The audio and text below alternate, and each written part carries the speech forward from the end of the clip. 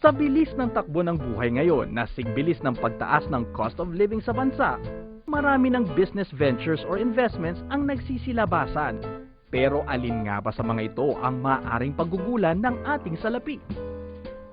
Bilang isang OFW, para sa akin at sa aking pamilya, magandang investment ang condominium. Mabilis mag-appraise ng value niya. Para sa akin, mas ideal yung condo.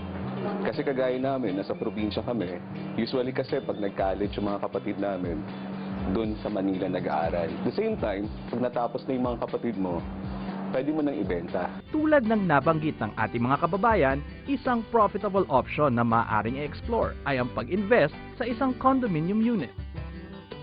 Karamihan sa mga condominium ngayon, tulad ng mga naitayo ng SM Development Corporation o SMDC, ay easily accessible within the metro at malapit sa mga shopping center, eskwelahan at public transportation. Kaya naman, convenient talaga. Isa sa mga saleable naming projects are Sun Residences, which is located sa Welcome Rotonda in Quezon City. The University Belt is near there. Grass Residences also in SM North EDSA. This is fully furnished, so wala na silang iintindihan, lilipat na lang sila. It's really good for investment as well as Jazz Residences. It's in Makati, so it's very near the Central Business District. Napakalapit din sa mga malls, at everything is there na.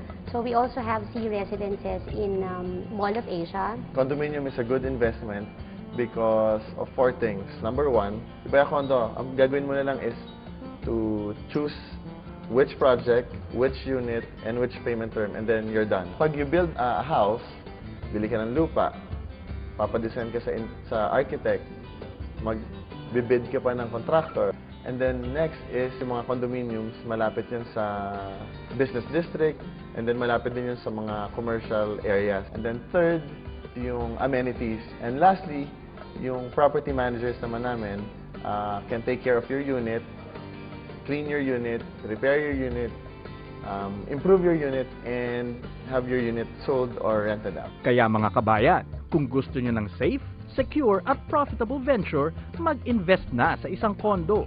May tirahan ka na, may pagkakakitaan ka pa.